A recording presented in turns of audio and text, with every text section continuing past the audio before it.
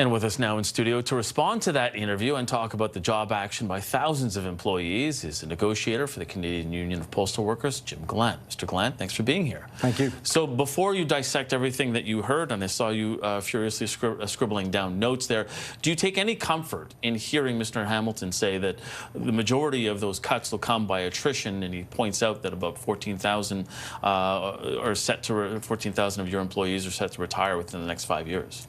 Well, I'm sure that anybody listening to Mr. Hamilton, when he says he'll be thoughtful or the corporation will be thoughtful, it probably brings laughter into their life. But 14,000 may retire. They don't have to retire.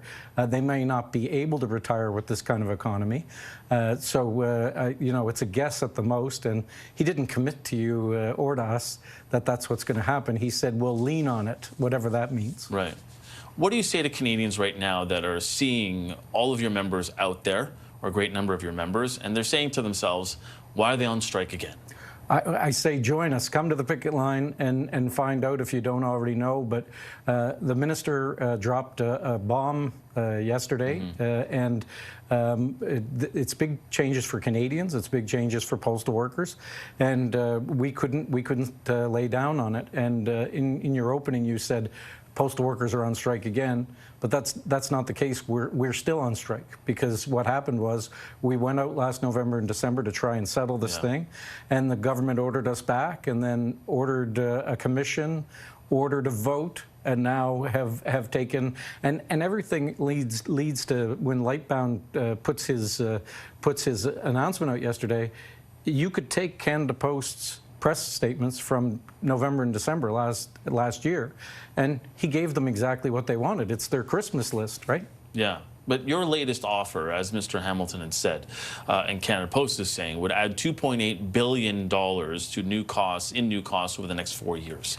It includes former personal days, when you already had 13, plus the statutory holidays and 7 weeks of vacation, according to them. Do you think that most Canadians will look at that and believe that that's a reasonable ask? The vacation time is something that they use as a buzzword, so I'll leave that one alone. It's something I think you and I have talked about. We took vacation leave instead of getting bigger raises way back when. That's something that's been in the collective agreement for years. The 4 personal days that they're talking about, we have a grievance in that an arbitrator is seized with, that we say we were supposed to have 17 anyway. The government, we already had 7. The government put 10 into the Canada Labour Code. If you add 7 and 10, do you get 13? That was Canada Post math. So those are things that the minister could have taken care of when he dropped his bomb, but he didn't take care of. And I'm forgetting the third one that you. It was the statutory holidays; those are already in there. I think that was the 3 because. But at the same time, there is a significant raise that you're asking for. The number that they have put out there is 19%, or at least a 19% wage increase, and that is something that gets the attention of Canadians as well, who, you know, we've spoken about in the past. Every Canadian would love a 19% wage increase, but in this economy, that's not something that everybody's going to get. So it's over 4 years, right? And the 2 previous years we signed an extension during COVID, so there wouldn't be any upheaval during the pandemic, and we took 2 and 2 during the pandemic.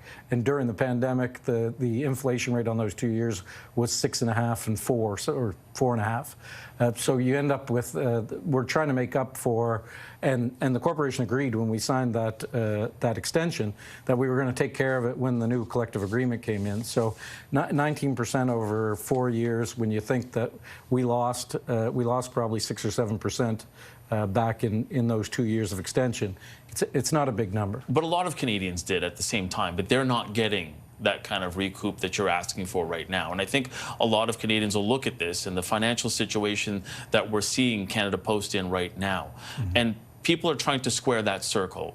In a sense, Canadians may ask, how can you ask for so much when so little is coming into Canada Post and it is doing so badly? And I'm gonna laugh a little, but the minister was very clear, and he piled up all the sandbags too. He said, you know, they're losing $10 million a day. They lost $400 million in the second quarter. all the negative stuff gets piled up. But the thing is that we are in a legal strike position, and we've been since November and December. And customers are staying away because of that, some of them. And they're using foreign entities, you know, the FedExes and the UPSs of the world. And when we get a contract, they will be back. And they say it on their websites. We're waiting for Canada Post to be back. But are you sure about that? And the only reason I say that is because when people get used to using something else, they may not come back to Canada Post if they can't believe that it's reliable. We've heard this from small businesses who look at this and say, I have to take my business elsewhere because I can't rely on Canada Post. We're the best price in town. That's why they'll come back. And we're the best service in town. And that's something the minister is taking and getting rid of. And that will be the problem down the road.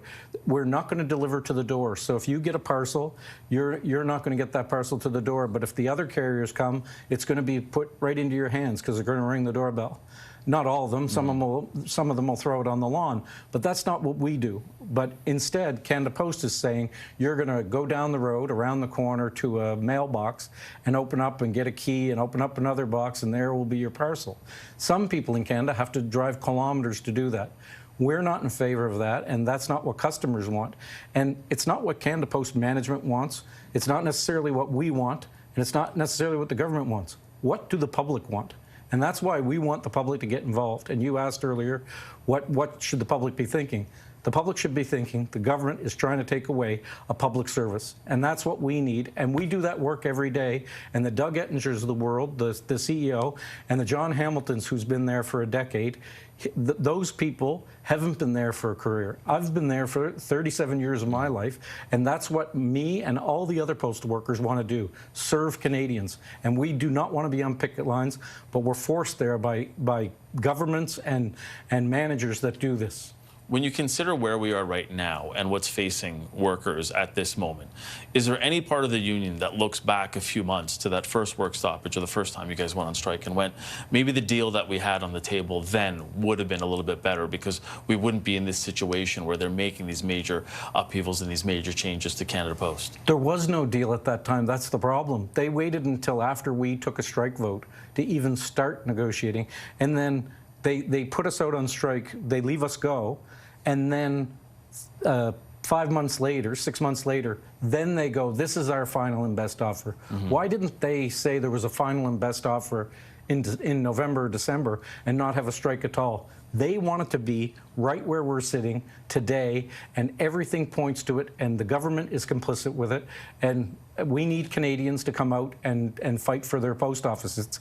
It's a use it or lose it, and everybody's saying elbows up. This is a Canadian-owned company, not that a boss owns it. Right. Canadians own it. This is where the government should be spending its money. The government is using FedEx and UPS. They should stop. Every government in the country should. That's what's going on here. Are you at all concerned that Canadians won't come to the picket lines, won't be supporting you because they're looking at this and they see the story of Canada Post as something that needs major reform before it can go forward? Are you concerned that we need this type of rupture that Prime Minister Carney has been speaking about, but specifically with Canada Post, before anybody feels like they can trust it again? All the workers in Canada are under attack. You've seen it, strike after strike, order back to work after order back to work. Canadians know what's going on. It's not good for the worker, and Carney can say all he likes. I guess Prime Minister Carney can say he's for the worker, but the proof is in the pudding. This isn't helping the worker. The minister yesterday, when he made his announcement, said, "Oh, I hope this will get the parties closer together." How tone deaf do you have to be to give the employer everything that they want and say that the union is going to then be closer? Last question, so this won't get you back to the table. I think we need to get back to the table. No matter what it is, we need to get back to the table. Did the minister help anything? No. Right. Okay. Jim Gallant, he's a negotiator for the Canadian Union of Postal Workers. Thanks for being here. Thank you. Appreciate that.